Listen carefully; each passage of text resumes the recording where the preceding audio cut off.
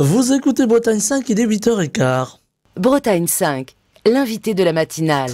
Et notre invité politique ce matin est Enzo Mousset. Il est référent jeune de Horizon Ille-et-Vilaine et il est venu tout spécialement justement de la région de Rennes pour être avec nous en direct dans la matinale. Je l'en remercie. Bonjour. Bonjour, merci pour votre invitation. Alors on va parler de politique. Alors je précise quand même, c'est votre première radio ce matin. Oui. Ça va très bien se passer, voilà. Oui. Je le dis pour les auditeurs, beaucoup de jeunes qui entrent en politique ou qui sont déjà dans la politique, voilà, viennent faire leurs premières armes au micro de Bretagne 5. Je les remercie aussi. Voilà, on suit leur évolution après. Enzo Mousset, on va parler de politique, disais-je, on va parler de budget ce matin avec la partie recette du projet de loi de finances 2025 qui n'a pas été approuvé puisque 362 députés ont voté contre, la gauche a voté pour avec 192 députés.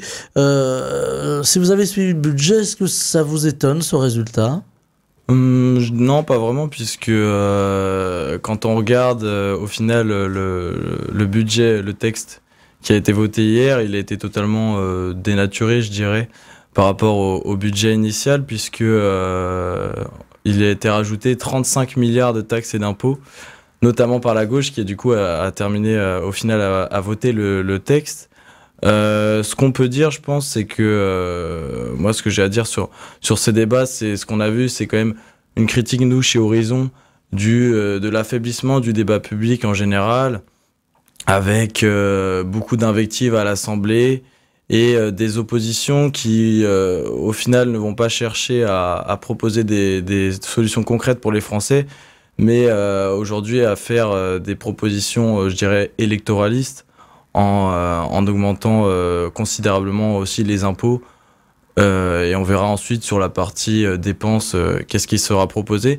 Mais donc le groupe Horizon, hier, a voté contre le budget, puisqu'au final, c'était un matraquage fiscal contre les entreprises, mais également les particuliers, ce qui n'est pas bénéfique pour le développement économique de la France et même le pouvoir d'achat en fait, des Français. Avec une équation difficile à résoudre, comment équilibrer peu ou prou ce budget, c'est-à-dire sans trop taxer les Français, mais en pouvant quand même assumer les missions qui sont premières, les missions de l'État, et c'est pas toujours évident, on en reparlera tout à l'heure. Voilà, comment arriver à trouver une forme d'équilibre ? Bah exactement, c'est toute la difficulté du budget aujourd'hui. On sait qu'il faut trouver environ 60 milliards d'euros d'économie, tout simplement. Et donc, à la base, il me semble que c'était 20 milliards d'augmentation d'impôts et environ 40 milliards de baisse de la dépense publique. Ce qu'il faut, c'est un sujet compliqué, puisque au final, baisser la dépense publique peut nous mettre aussi en difficulté. Après, je pense qu'il y a des pans de la dépense publique qu'on peut améliorer, où on peut faire des économies. Si on améliore l'efficacité des politiques publiques sur ces sujets, je pense au logement, où il me semble que la dépense publique au logement, c'est 40 milliards par an. Et on voit que la politique du logement connaît quand même certaines difficultés. Il y a peut-être des choses à revoir là-dessus.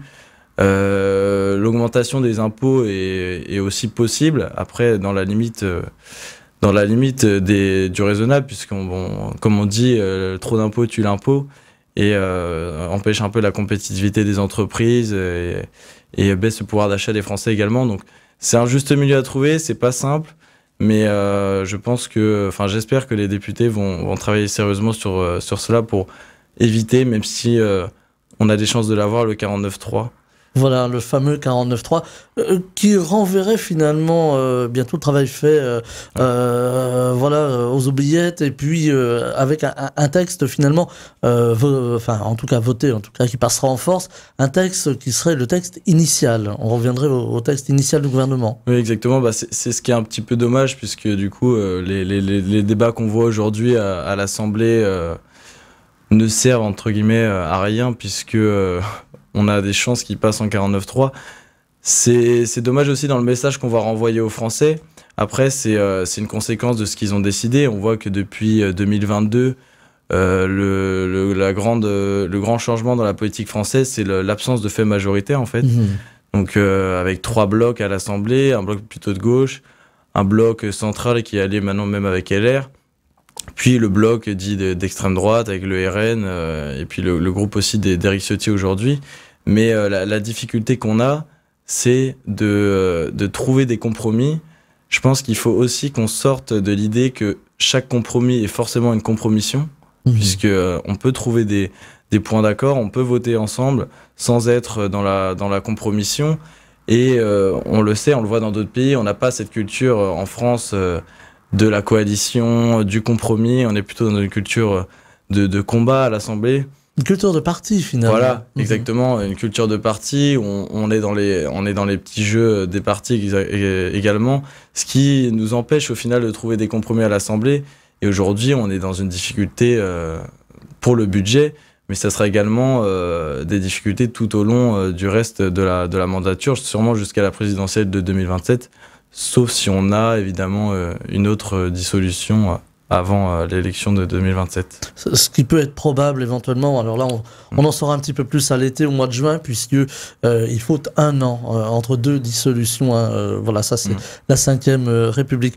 On parlait de la culture politique à l'instant, Enzo Mousset. Cette culture politique du compromis, et pas de la compromission, ou de la coalition, bon, ça marche dans d'autres pays européens, mais c'est pas toujours facile non plus. On voit chez nos voisins allemands en ce moment. Oui, également. En Allemagne, on voit la difficulté également, à chaque fois qu'il y a un changement de gouvernement, de trouver un gouvernement tout simplement où tout le monde est d'accord. Ça met parfois des mois. C'est aussi une difficulté, mais ce qu'on peut dire, c'est que c'est dans l'objectif de travailler pour la population et des compromis peuvent être trouvés.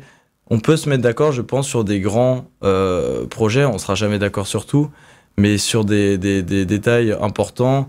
Aujourd'hui, on est à peu près tous d'accord pour dire qu'il faut réduire la dette, s'occuper du sujet de la dette.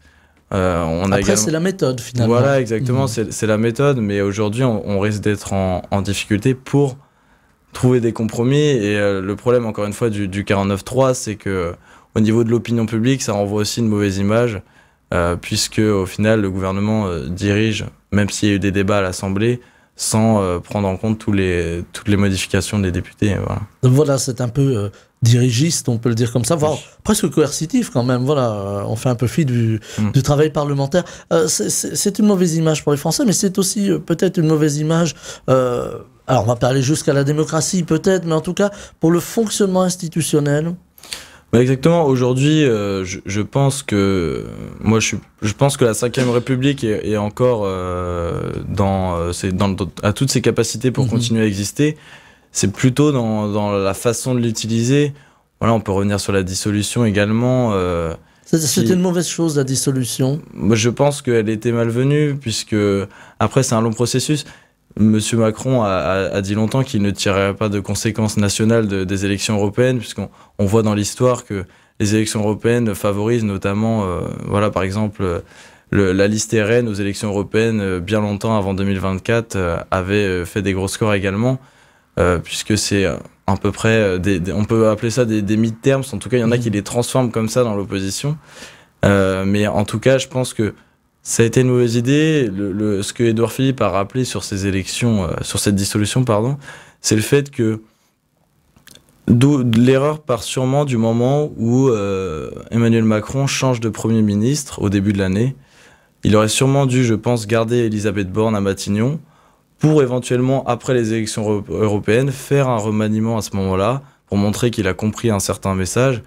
Mais la dissolution, on savait... Et on voit aujourd'hui qu'on est dans une situation encore plus compliquée qu'elle ne l'était avant la dissolution, tout simplement. Avec le risque de l'impasse politique, avec un Rassemblement national qui est très fort, on l'a vu lors des élections, que ce soit européennes ou législatives. Ça inquiète la jeunesse dont vous faites partie, j'allais dire la jeune garde politique. Est-ce que ça vous inquiète, cette montée du Rassemblement national qui à chaque élection grappille quelques voix et là ça a été assez marqué? Oui, je pense que c'est inquiétant parce que c'est pas il faut les écouter en fait. Il y a 11 millions d'électeurs aujourd'hui pour le Rassemblement national au premier tour. des législatives, donc c'est le premier parti de France, ça il faut pas le nier. Ils ont des choses à proposer et s'ils font 11 millions de voix aujourd'hui, c'est que c'est pas anodin non plus.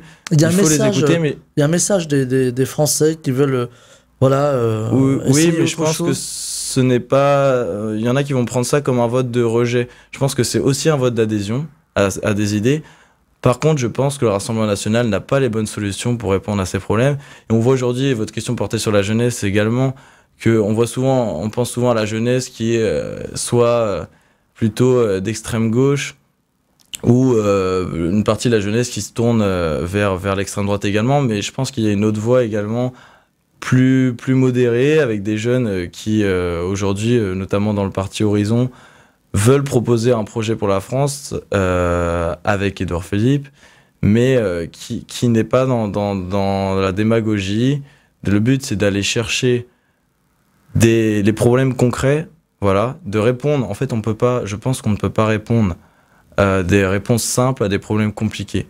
Et aujourd'hui, c'est souvent ce qu'on voit sur les positions du Rassemblement national ou de la France insoumise, notamment parce qu'ils sont dans l'opposition. On voit notamment sur le sujet de la réforme des retraites, où M. Bardella, quand il a vu qu'il avait une chance d'aller à Matignon après la dissolution, il a commencé dans les médias à expliquer que finalement, l'abrogation de la réforme des retraites, ils allaient y réfléchir. Et on voit aussi que c'est un jeu de posture, en fait. Dans l'opposition, c'est simple de proposer des choses qui, sur le papier, vont satisfaire les Français. Mais je pense qu'il y aura aussi des réformes compliquées à passer pour le pays, qui seront bénéfiques sur le long terme, mais qui plairont peut-être pas aux Français. Mais en tout cas, il faudra également les faire en concertation avec eux, avec les élus locaux, parce que c'est aussi une vision qu'on a très importante chez Horizon, c'est la collaboration avec les élus locaux et les territoires. Alors justement, les élus locaux, en ce moment, les départements se réunissent avec une grande inquiétude justement autour du budget. Ces élus locaux qui alertent depuis un long moment en disant on n'arrivera peut-être pas à boucler nos budgets parce que nous on veut bien participer à l'effort national, mais on nous en demande toujours un peu plus et il y a un moment où la ficelle est très tendue, elle va peut-être casser. Est-ce que là aussi il faudra à terme avoir une forme de réforme des institutions locales, peut-être plus de décentralisation, on en parle beaucoup sur cette antenne, on va même parler d'autonomie autour de la Bretagne. Est-ce qu'il faudra songer à avoir ce côté qui tend un peu vers un fédéralisme finalement ? Jusqu'au fédéralisme, je dirais non. Par contre, moi, je suis plutôt pour, et je pense que le parti Horizon aussi, pour un peu plus de décentralisation, un État qui se concentre sur les sujets plutôt régaliens, qui laisse plus de pouvoir aux collectivités, qui, elles, sont capables de régler les problèmes aussi par rapport aux spécificités locales. Aujourd'hui, on voit que les collectivités doivent faire un effort de 5 milliards, il me semble. Jusqu'à 9 milliards peut-être. Oui, peut-être. Je pense que c'est normal qu'elle contribue à l'effort, puisque je pense que tout le monde doit contribuer à sa part de l'effort. Par contre, il est vrai que remettre le problème de la dette publique, comme on l'a entendu parfois dans les médias, sur les collectivités territoriales, je pense que c'est une forme d'hypocrisie, puisque les collectivités font leur travail. Il y a sûrement des choses à améliorer dans leur budget, dans la façon dont elles vont dépenser. Mais c'est elles qui sont au plus proches des citoyens. Et je pense qu'il faut qu'on préserve au maximum leur capacité pour agir et mettre en place des politiques publiques adaptées à nos territoires. Alors on a vu Édouard Philippe justement, qui s'est lancé très tôt, on parlait tout à l'heure plus ou moins de campagne déjà électorale en marche, si vous me permettez le terme, il n'y a pas de jeu de mots, mais enfin en tout cas qui a démarré une campagne électorale dans laquelle s'est lancé très tôt Édouard Philippe en disant voilà, moi je suis candidat à l'élection présidentielle de 2027. On lui a reproché de partir un peu tôt, vous pourrez en dire un mot, mais son leitmotiv finalement c'est le terrain, c'est être au plus près du terrain, justement avec des comités locaux, avec des comités municipaux même d'Horizon. Est-ce que c'est ça finalement la clé de la réussite ? Est-ce que c'est le terrain ? Je pense, en tout cas, nous c'est ce qu'on veut mettre en avant chez Horizon. Édouard Philippe, vous l'avez dit, s'est lancé assez tôt dans la campagne. Après, on va dire que c'était un secret pour personne. Aujourd'hui, beaucoup savaient que Édouard Philippe avait des ambitions. Il a préféré être clair, pour avoir le temps de construire un projet en écoutant les Français. Et moi, ce qui me plaît aussi dans le parti Horizon, qui est mené par Édouard Philippe, c'est cette idée de ne pas être, en tout cas Édouard Philippe, un homme qui n'est pas à réagir sur Twitter à chaque événement qui va se passer, à être dans l'invective, etc. Pas de surréaction finalement. Voilà, tu préfères travailler dans le fond. Allez voir, en ce moment il fait le tour de la France entre guillemets, et aller voir les territoires, les élus locaux, comprendre comment va la France, essayer de trouver des solutions. Je pense que ça sera plus bénéfique sur le long terme que tweeter toutes les 5 minutes, comme on le voit certains qui vont réagir à chaque polémique, ce qui va faire du buzz, mais au final je pense que ça contribue aussi à la mauvaise image qu'on a des politiques aujourd'hui. Et je pense que c'est une des raisons pour lesquelles Édouard Philippe est plutôt apprécié dans l'opinion publique. C'est un homme d'État, c'est quelqu'un plutôt en tout cas qui a une vision avec qui on peut discuter, avec qui on peut échanger. Et c'est intéressant d'avoir quelqu'un qui se met un petit peu au-dessus. Je pense que ça revient aussi à la vision. Moi, je pense qu'il faut qu'on ait un président qui soit moins dans le combat politique, qui soit davantage au-dessus en fait des querelles politiques, qui puisse guider, laisser aussi le gouvernement gouverner, puisque c'est son rôle, et il sera plus protégé. Voilà, c'est notamment ce qu'on a vu pendant les mandats de Macron, où le président est très exposé, mais parce que lui-même il s'expose finalement. Voilà, exactement, il se met beaucoup en avant, mais je pense que ça le met en danger. En fait, politiquement, ce n'est pas une bonne idée, puisque tout revient au président et on n'a plus le Premier ministre qui doit servir, selon la 5e, un peu comme un fusible dans les moments compliqués. Voilà, c'est souvent le Premier ministre qui prend la foudre. Hein. C'est ce que l'on dit, évidemment, au sens figuré, hein, je vous rassure. Est-ce qu'il faut aujourd'hui avoir une idée de gouverner à long terme, justement dans un climat plus apaisé peut-être, qui permet de réfléchir à l'avenir du pays et à l'avenir du pays dans l'Europe. On parlera tout à l'heure de l'élection américaine, mais est-ce qu'il faut avoir peut-être plus d'apaisement et cette vision à long terme dont on reproche souvent aux politiques de ne pas l'avoir ou de ne plus l'avoir? C'est tout le problème aujourd'hui avec cette assemblée qui est divisée en 3 blocs, c'est qu'on est souvent dans des postures de court terme, avec des propositions qui, sur le long terme, ne seront pas bénéfiques pour les Français. Nous, notre slogan dans le parti Horizon, c'est « voir loin pour faire bien ». Donc en fait, c'est vraiment cette idée qui me plaît aussi chez Horizon, c'est d'essayer de voir plus loin, d'essayer de proposer des politiques, puisque la politique, c'est en vérité le temps long.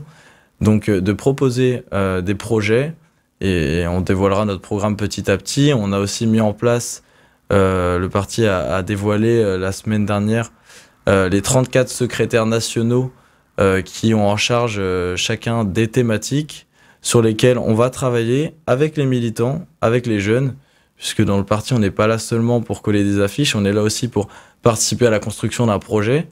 Et donc le but étant de proposer des réformes, mais qui vont aider la France sur le long terme et pas des petites propositions de court-termistes qui, au final, vont mener la France à rester dans l'instabilité. Voilà, donc de la stabilité et l'exercice de la politique dans un climat serein. Vous parliez de réforme à l'instant, Enzo Mousset. Il y a une réforme qui va peut-être interpeller les jeunes dont vous faites partie. C'est cette réforme de l'éducation nationale qui a été proposée par la ministre de l'Éducation nationale, Anne Jantet, qui a entre autres parlé d'une réforme du bac avec des épreuves de français, mais aussi épreuves anticipées de mathématiques qui va être instaurée pour tous les élèves en première. C'est une bonne idée de remettre un petit peu au cœur de la machine les savoirs. Je pense que c'est important, puisque on voit que sur les matières c'est des matières fondamentales, donc le français, les mathématiques, et on voit notamment dans le classement PISA fait par l'OCDE que de 2018 à 2022, on a perdu, il me semble, 21 points au classement sur le sujet des mathématiques. Donc remettre cette matière, là ce serait dans le cadre de la première, avoir un examen sur cette matière, je pense pas que c'est une mauvaise idée. Ça permettra également d'évaluer le niveau en mathématiques des Français, et je pense que le français et les maths, c'est quand même une base au lycée qu'on doit avoir. Donc je pense que c'est une bonne idée sur le principe. Avec aussi cette réforme qui va amener les jeunes à pouvoir entrer en secondaire si et seulement si ils ont le brevet des collèges. Ça aussi, c'est nouveau. Oui, c'est nouveau. J'ai vu ça hier également. Sur le principe, je pense que c'est une bonne idée aussi, puisque des jeunes qui ne seraient pas prêts à continuer à passer les échelons, je pense qu'on les met en difficulté en fait. Donc voilà, il y a aussi la mise en place peut-être des classes prépa secondes, il me semble, ce qui permettrait de pas forcément redoubler, mais d'avoir une année où on va se préparer à rentrer en seconde, suivant ce qu'on veut faire ensuite. Mais sur le principe, je trouve que c'est plutôt une bonne idée, après à voir comment ça sera appliqué dans les faits. Voilà, à suivre donc. On est dans un climat social difficile. On parlait tout à l'heure du vote massif pour le Rassemblement national lors des élections, avec des Français qui ont interpellé sur le volet social en particulier, sur le volet sécurité également. Sur le volet social, on le voit depuis quelques jours avec des secteurs qui vont souffrir. C'est le ministre de l'Industrie lui-même qui l'a dit. On pense à la distribution, l'immobilier, l'automobile, la chimie également. La fermeture d'usines, on pense évidemment à Michelin, à Vannes et à Cholet. Là aussi, il va falloir repenser la politique industrielle de la France pour éviter une saignée sociale. On parle quand même de la perte de plus de 100 000 emplois, voire 150 000. Il va falloir repenser à long terme. On a un sujet là-dessus. Le chômage aujourd'hui à 7,3%, il me semble. Il risque de passer environ à 8%. Donc on est quand même loin de l'objectif du plein emploi. Le plein emploi, pardon. C'est sûr que c'est des sujets qui sont en plus tendus, puisque on peut avoir des crises sociales qui arrivent avec ces sujets-là. Il y a déjà des grèves de prévues, on pense à la SNCF. Sûr. Dans un autre domaine, là c'est plus pour préserver SNCF Fret. Mais voilà, ces crises, elles arrivent. Oui, également, oui, je pense que c'est important qu'on les prenne en compte. Après, aujourd'hui, on a des difficultés au niveau des financements des entreprises également. Je pense que il faut réindustrialiser la France. Voilà, il faut pas qu'on perde toutes nos industries, puisque c'est aussi une condition de notre souveraineté. Aujourd'hui, si on perd toutes nos industries, on va être obligé comme on l'a déjà beaucoup fait, de délocaliser énormément et de se rendre dépendant de certains États pour obtenir des produits. Il me semble aussi qu'on a différents problèmes, que ce soit sur les munitions. Si on parle un peu d'industrie de défense après. Et on pense à la guerre en Ukraine. Également, voilà. Également. Et suite à l'élection de Trump aussi aux États-Unis, on voit que je pense que faut que l'Europe prenne un peu plus d'indépendance. C'est un moment qu'elle doit saisir. On l'a pas saisi en 2016. C'est une bonne chose pour l'Europe, finalement. Cette élection de Donald Trump, vous me donnez une transition toute trouvée. Voilà, l'Europe, on a l'impression qu'elle ronronnait un peu. Bon, il y a eu cet éveil brutal avec la guerre en Ukraine, et on pourrait éventuellement parler de ce qui se passe au Proche-Orient également. Finalement, Trump arrive en disant, voilà, moi je ferme le robinet de l'OTAN, ou vous payez ou je vous défends pas. Finalement, c'est un peu un électrochoc pour nous. En tout cas, on peut le prendre comme ça. On peut se dire que c'est peut-être un mal pour un bien. Je pense que l'élection de Trump est plutôt une mauvaise nouvelle pour le monde. Mais en tout cas, ça peut permettre à l'Europe de réellement prendre son indépendance. Nous, à Horizon, on est pour une France forte dans une Europe forte. Voilà. On est pour une Europe forte, avec une France qui garde sa souveraineté dans l'Europe, puisque c'est relativement important de garder son pouvoir de décision. On n'est pas pour une Europe, en tout cas moi personnellement, je ne suis pas pour une Europe fédérale, et je sais que le parti non plus. Mais aujourd'hui, on doit être en capacité de s'émanciper. On voit aussi qu'il y a des divisions profondes au sein de l'Europe. L'élection de Trump renforce les populistes de droite européens comme Giorgia Meloni, Viktor Orban, etc. Robert Fico, il me semble, également. Donc il faut qu'on soit unis au sein de l'Union européenne pour en fait tout simplement peser sur les affaires mondiales. Si on n'est pas unis, on ne pourra pas le faire. Avec justement, pour en revenir à l'économie, la menace de la Chine et de son industrie toute puissante. On pense aux voitures électriques aujourd'hui. Il faut faire du protectionnisme aussi sur notre industrie. Le protectionnisme, je sais pas. Je pense qu'il faut qu'on soit en capacité. Le marché européen est quand même un marché très puissant. Donc il faut qu'on se rende compte de la capacité qu'on a avec notre marché européen, plus de 500 millions de consommateurs. On a la chance d'avoir un grand marché. il faut qu'on prenne un petit peu plus notre indépendance par rapport aux États-Unis. Mais bien sûr, on voit qu'il y a la montée partout de grandes puissances qui ne sont pas sur nos modèles également de démocratie occidentale, que ce soit l'Inde, la Chine ou même l'impérialisme russe, etc. Donc on a un sujet là-dessus où on va avoir besoin d'une Europe forte pour continuer à avoir notre mot à dire dans les affaires du monde, tout simplement. On parlait de la guerre en Ukraine à l'instant. Faut continuer à aider l'Ukraine. On a compris que les États-Unis allaient essayer un petit peu à marche forcée d'imposer un processus de paix. On peut s'en réjouir pour arrêter la guerre, mais après la guerre, il y a les conséquences. C'est la Russie qui gagne à la fin, pour reprendre une formule plus employée au foot et avec une autre nation. Et ça, c'est dommageable pour la démocratie et pour l'Europe. Oui, je pense que le combat ukrainien n'est pas seulement un combat pour l'Ukraine, en fait. Derrière le combat de l'Ukraine, je pense qu'il y a le combat de la démocratie.